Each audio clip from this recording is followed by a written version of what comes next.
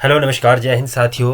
स्वागत है आपका आज के इस नए सेशन में जिसमें कि हम कुछ करंट अफेयर्स के ऐसे टॉपिक्स के बारे में डिस्कस करेंगे जो कि करंट अफेयर्स से भी काफ़ी ज़्यादा इम्पोर्टेंट है और अगर आप अपने मेंस के पॉइंट ऑफ व्यू से देखेंगे तो भी ये काफ़ी ज़्यादा महत्वपूर्ण आपके लिए होने वाले हैं। तो अगर आप हमारे साथ लाइव क्लासेस के लिए ज्वाइन करना चाहते हैं तो आप हमारे जो विंटर सेशन का जो अभी कोर्सेज चलने वाले हैं उसमें हमें साथ ज्वाइन कर सकते हैं और इसमें हम आपको डेली 2 आवर्स की क्लास देंगे और इसमें हम जो आपको कवर करेंगे that we will cover here prelim का जो जीएस है, history, economy, polity and geography जो कोर सब्जेक्ट रहते हैं उसको हम कंप्लीट कवर करेंगे। साथ ही साथ एचपी में जितना भी आपका हिमाचल का एचपी का जो हिस्ट्री रहेगा, इकोनॉमी रहेगा, पॉलिटी रहेगा या ज्योग्राफी रहेगा, इनको भी हम कवर इस सेशन में करने वाले हैं और इन 2 आवर्स की क्लासेस में हम इसको कवर करेंगे। और ये जो क्लासेस रहेगी स्पेशली फोकस्ड रहेगी एचएएस प्रीलिम्स को मद्देनज़र रखते हुए और एचपी अलाइट को और एनटी को।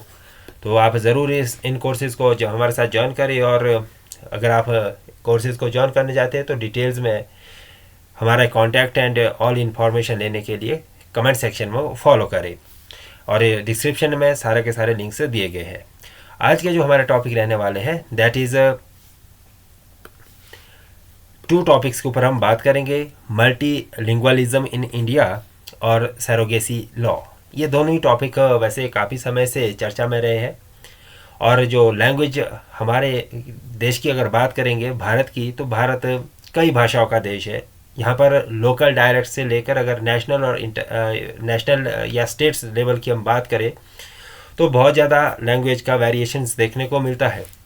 जैसे कि अगर हम इंडिया की बात करें मोटे मोटे तौर से, अगर हम नॉर्थ, साउथ, ईस्ट और वेस्ट की बात करते हैं तो जो नॉर्थ है उसका जो लैंग्वेज पैटर्न है वो साउथ के लैंग्वेज पैटर्न से बिल्कुल डिफरेंट है और जो ईस्ट है उसका वेस्ट के लैंग्वेज पैटर्न से काफ़ी ज़्यादा डिफरेंसेस देखने को मिलता है।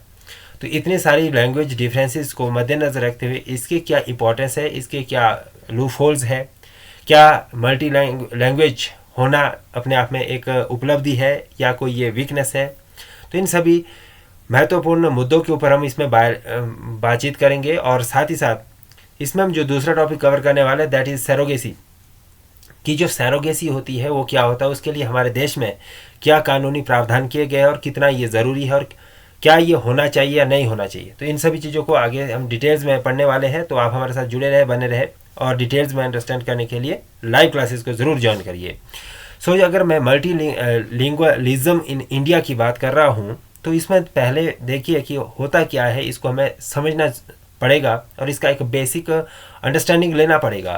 सो in today's interconnected worlds multilingualism has garnered increasing recognition for its multifaceted significances, and this included not only its cognitive advantages but also its potentials to enrich diverse culture। यानी कि कहने का तात्पर्य है कि जो मल्टी लैंग्वेज होना अपने आप में एक बौद्धिक स्तर को उभारना है। यानी कि अगर आप देखिए 2-3 भाषाओं का ज्ञान रखते तो ऑटोमेटिकली आपके पास एक इंटेलेक्चुअल प्रॉपर्टीज़ इनकलकेट हो जाती है। इस मल्टी लैंग्वेज से होता क्या है कि अगर आप देखिए दूसरे देश की भाषा भी जानते तो वहाँ पर आपको कम्युनिकेशन करना और अपने बिजनेस या अदर ट्रेड एंड कमर्स को इंक्रीज़ करना भी आसान हो जाता है। तो ऐसे कंडीशन में अगर आप ज़्यादा भाषाओं का ज्ञान रखते हैं तो आपके पास सोर्स ऑफ नॉलेज ज़्यादा हो सकती है और आप ज़्यादा अपने आप को एक्सप्लोर कर सकते हैं और साथ ही साथ आप अपने कल्चर को किसी अन्य कल्चर के साथ और ज़्यादा एनहेंस करने में पावरफुल हो सकते हैं। A prime example of the importance of the embracing multilingualism is in India with its abundances of language and scripts. यानी कि जो हमारा भारत है वो पहले से ही क्या है, मल्टी लैंग्वेज रहा है और अलग अलग तरह की यहाँ पे हमने भाषाओं को जन्म दिया है और उनका प्रचार एवं प्रसार भी किया है और इसी वजह से भारत की जो प्रॉस्पेरिटी रही है वो काफ़ी ज़्यादा एंशिएंट टाइम से बनी रही है। लेकिन इसमें क्या क्या हो सकते हैं, किस तरह की इसकी एक बेसिक अंडरस्टैंडिंग बना सकते हैं। तो पहला जो इसमें आता है लिंग्विस्टिक डाइवर्सिटी। ठीक है, India stands as one of the most linguistically diverse countries globally. यानी कि भारत एकमात्र ऐसा देश है जहाँ पर बहुत ज़्यादा भाषाओं का आप बोल सकते हैं डाइवर्सिफिकेशन है और साथ ही साथ आप ये भी कह सकते हैं कि भारत एक ऐसा देश है जहाँ पर अलग अलग तरह की भाषाएं बोली जाती है। सो अगर आप इसको देखेंगे तो with a staggering array of over 19,500 language spoken nation wide. कितनी भाषाएं बोली जाती है पूरे भारत में? अगर हम राष्ट्रीय स्तर पर भाषाओं की काउंटिंग करें मोटे मोटे तौर से तो 19,500 भाषाएं हमारे देश के अंदर बोली जाती है। सो this diversity offers a unique opportunity for Indians to multilinguals, enabling them to communicate proficiently in more than one language। तो इस डाइवर्सिटी की वजह से हमारे देश में जितने भी नागरिक हैं वो मल्टीलिंगुअल तो हो गए हैं, और साथ ही साथ मल्टीलिंगुअल के साथ उनकी जो कम्युनिकेशन प्रोफिशिएंसी है वो भी और ज़्यादा एनहेंस हुई है, और हम 2-4 भाषाओं को बड़ी आसानी से अडॉप्ट कर सकते हैं। जैसे कि आप देखेंगे जो पंजाबी लैंग्वेज है उसको पहाड़ी एंड नियर बाय सराउंडिंग के जो एरिया के लोग हैं, जैसे दिल्ली हो गया या इसके आसपास यूपी एंड ऑल, यहाँ बड़ी आसानी से समझा जा सकता है। या भोजपुरी को यूपी में या आपके इधर पंजाब में, हिमाचल में, नॉर्थ के मोस्ट एरिया में समझ लिया जाता है। उसी तरह के साउथ की जितनी भी भाषाएं हैं वो अगर केरला, तमिलनाडु, इधर इसमें इंटरकनेक्टिविटी बनी रहती है। तो हम ये कह सकते हैं कि जो भाषाएं हमारी वो काफ़ी ज़्यादा हमें डाइवर्सिफाई तो करती है, साथ ही साथ इसमें हमें क्या एक इंटेलेक्चुअल प्रॉपर्टीज़ इनकलकेट करने में भी सहायता करती है। इसी तरह से according to the 2011 census over 25% of the population speaks 2 languages, यानी कि हमारे देश की 2011 के सेंसस के अनुसार 25% ऐसी पॉपुलेशन है वो जो कि 2 या 2 से अधिक भाषाओं का ज्ञान रखती है, and approximately 7% speaks 3 languages, showcasing the wide spread multilingualism among Indians. यानी कि 7% ऐसे भी हमारे देश में लोग रह रहे हैं जो कि 3 से अधिक भाषाओं का ज्ञान रखते हैं। तो ये हमारे देश की मल्टीलिंगुअलिज्म को शो करता है। इसके साथ साथ नेक्स्ट जो हम देख पा रहे हैं कि कल्चर एंड हिस्टोरिकल सिग्निफिकेंसेस क्या है मल्टीलिंगुअलिज्म होने के। तो अगर हम देखेंगे India multilingualism is not just about the numbers, यानी कि अभी हमने जो डाटा देखा है उसके अकॉर्डिंग हम इसको सिर्फ नंबर तक ही सीमित नहीं रख सकते। इसका जो डीप रूट है वो हमारा क्या है, that is rooted in the culture, identity and history. यानी कि जो हमारा कल्चर है वो आइडेंटिटी है, और साथ ही साथ हमारा जो इतिहास रहा है वो पहले से ही मल्टी कल्चरल का इतिहास रहा है। So the countries languages mirror its a pluralistic society where peoples of various religion, ethnicities, caste and classes coexist and interact harmoniously। Then next hope so कि आप यहाँ तक समझ चुके होंगे कि जो हमारा कल्चर है वो काफ़ी ज़्यादा प्लुरलिस्टिक नेचर का रहा है। सोसाइटी हमारी प्लुरलिस्टिक रही है जहाँ पे वेरियस रिलीजन या एथनिसिटीज़ या कास्ट या क्लासेस साथ साथ को एग्जिस्टेंस में बनी रही है। उसके बाद अगर हम नेक्स्ट देखेंगे कि इस मल्टीलैंग्वेलिज्म के बेनिफिट क्या हो सकते हैं, क्या इसके कोई बेनिफिट है हमें या बेनिफिट ले सकते हैं हम इससे, तो जी बिल्कुल पहला जो बेनिफिट रहेगा दैट इज़ कॉग्निटिव एडवांटेजेस। यानी कि आपकी जो बौद्धिक स्थिरता है यानी कि आपकी जो रिसर्च एंड डेवलपमेंट्स की एक्टिविटी है वो ज़्यादा इंक्रीज कर जाएगी, एनहेंसिंग हो जाएगी, और आपकी जो मेमोरी है वो इंक्रीज हो जाएगी, बूस्ट अप हो जाएगी, क्योंकि आपके पास मल्टी लैंग्वेज को अंडरस्टैंड करने का एक अलग टेम्परामेंट डेवलप हो जाएगा। So research indicates that multilingualism individuals have enhanced cognitive abilities, including improved memories, attentions, problem solving skills and creativities। क्या क्या इसमें आपके एडवांसमेंट आ जाएगी, आपकी एक तो मेमोरी शार्पन हो जाएगी, और साथ ही जो आपकी अटेंटिवनेस है, अलर्टनेस है किसी चीज़ को अडॉप्ट करने की, वो ज़्यादा बढ़ जाएगी। साथ ही साथ आपके पास प्रॉब्लम सॉल्विंग स्किल्स भी डेवलप होगी, और साथ ही साथ आप इसमें अपनी क्रिएटिविटी को भी इवॉल्व करने में सक्षम हो जाएंगे। नेक्स्ट आता है हमारे पास मल्टीलिंगुअलिज्म ऑल्सो शार्पन्स को executive functions vitals for mental organisations and planning. This is the thing. Next is that social and emotional skills. ठीक है, जो हमारा मल्टी लैंग्वेज है वो सोशल एंड इमोशनल स्किल्स को डेवलप करने में भी हेल्प करता है। पहला किस में, कॉग्निटिव्स में। अब सोशल एंड इमोशनल्स पर्सपेक्टिव्स को कैसे डेवलप करता है, that is key perspective takings and intercultural competences. By learning different language individual gain access to diverse cultures, values and world view, promoting mutual understanding and appreciating of diversities, जैसे अब आप देखिए society के अंदर अगर आप अलग अलग भाषाओं का ज्ञान रखते हैं तो आप दूसरे कल्चर के जो इमोशंस है, फीलिंग्स है, उनके कल्चर है, उनके लाइफस्टाइल्स है, उनको आप आसानी से समझ सकते हैं, उनके साथ कम्युनिकेट करके उनको आप अंडरस्टैंड कर सकते हैं और वहाँ की जो कुछ बेहतर चीज़ें वो अपनी सोसाइटी में भी डेवलप कर सकते हैं या अपने लिए आप उसको इनकलकेट कर सकते हैं ताकि आप और ज़्यादा एडवांस हो सके और अपनी जो सोसाइटी है उसमें कुछ चेंजेस ला सके, या अपनी जो सोसाइटी में हमारे हो सकता है कि हमारी कुछ सोसाइटी में लूप होल्स हो और दूसरी सोसाइटी में वो लूप होल्स नहीं है और वहाँ से एडवांसमेंट हम लेके अपनी सोसाइटी में उसको स्प्रेड कर सकते हैं। तो ऐसे मल्टी लैंग्वेलिज्म होना बहुत ज़्यादा ज़रूरी है ताकि हम दूसरे कल्चर से कुछ सीख सकें और अपने कल्चर को हम कहीं दूसरी जगह स्प्रेड कर सकें। थर्ड पॉइंट जो वेरी इंपॉर्टेंट पॉइंट है दैट इज़ प्रैक्टिकल एडवांटेजेस, यानी कि अगर जो हम मल्टी लैंग्वेज अंडरस्टैंड कर पाते हैं तो ये हमारे लिए अलग अलग तरह से डोर्स ओपन कर देता है। जैसे कि प्रैक्टिकल बेनिफिट्स इससे क्या हो सकता है कि एक्सपेंड करियर अपॉर्चुनिटी, सबसे बड़ी बात है कि हमारे पास एक करियर अपॉर्चुनिटीज़ अवेल्स हो जाती है।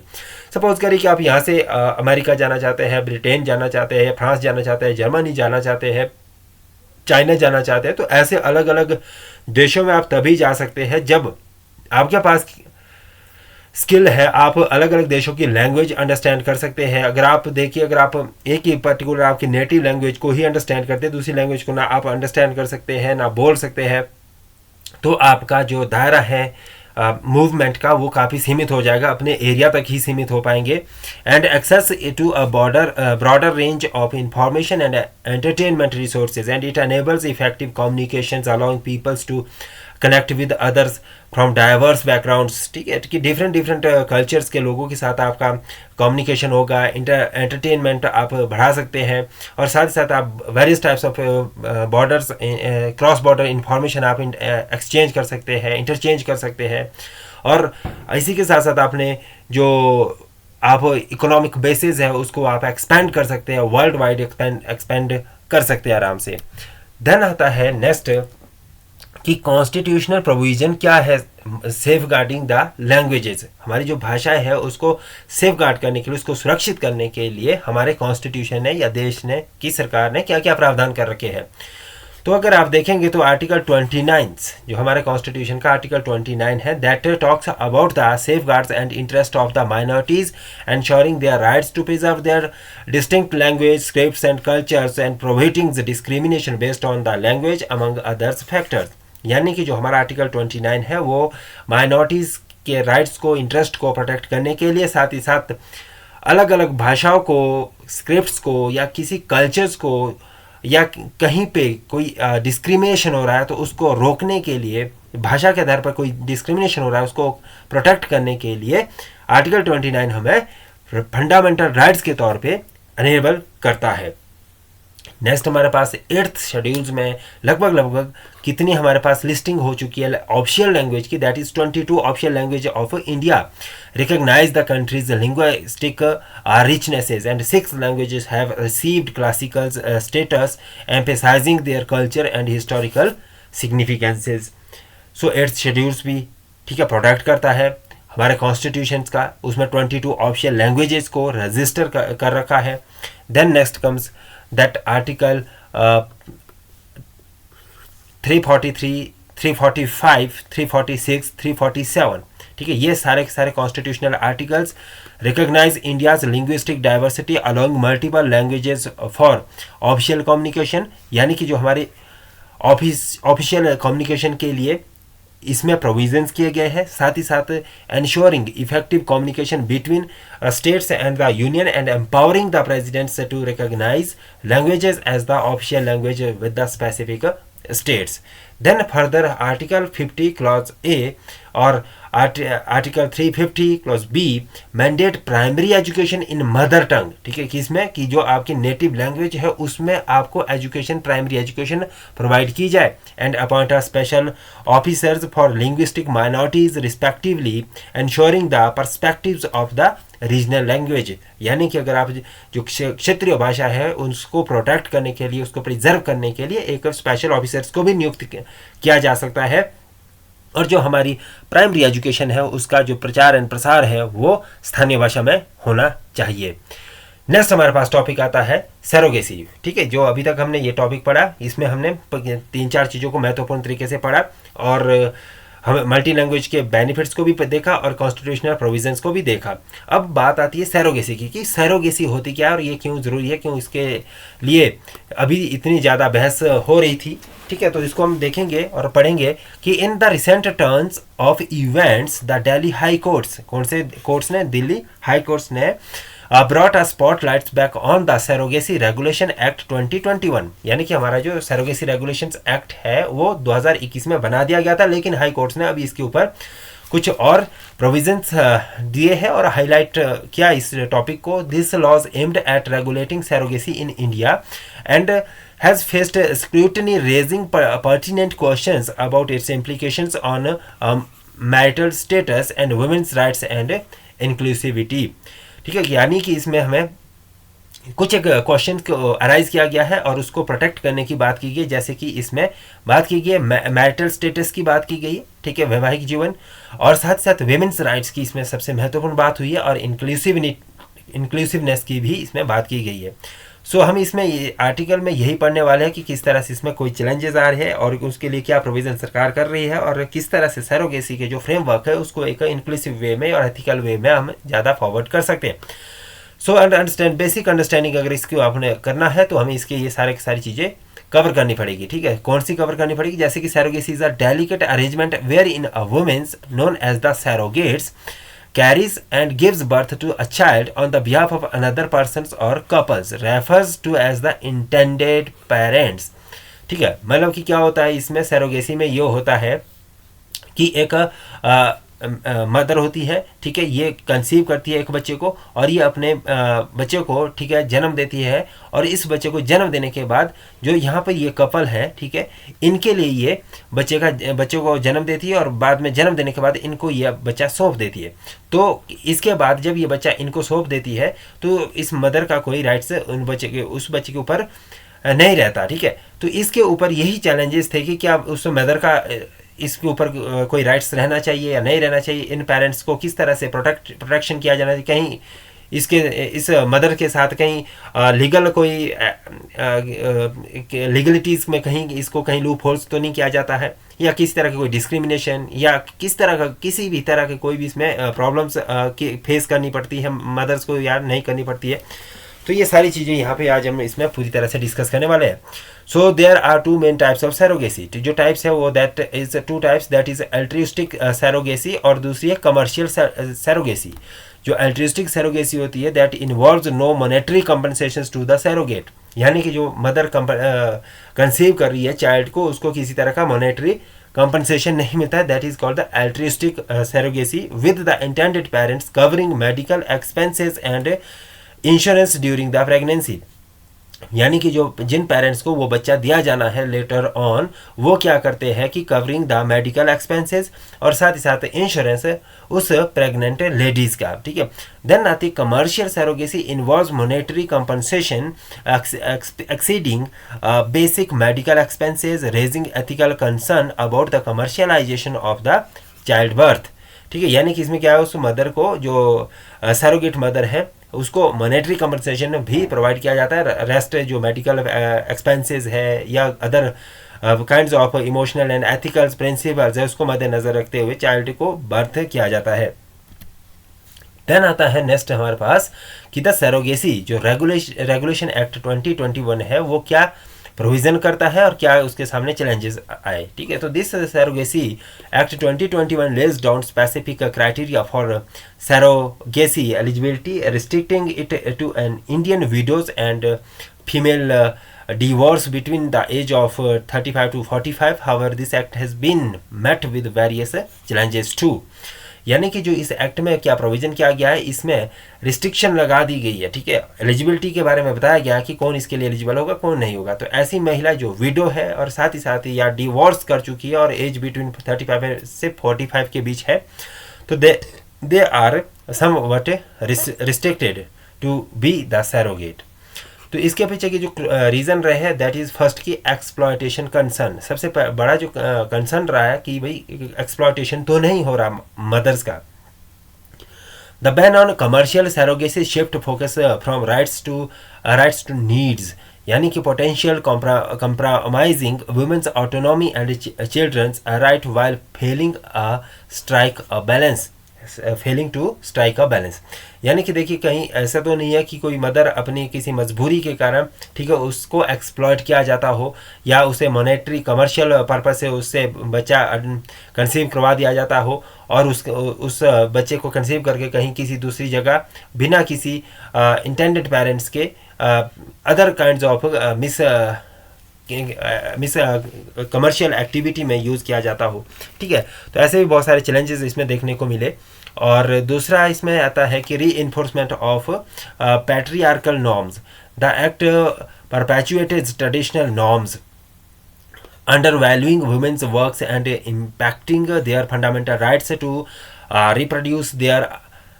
reproduced under Article 21 of the Constitutions.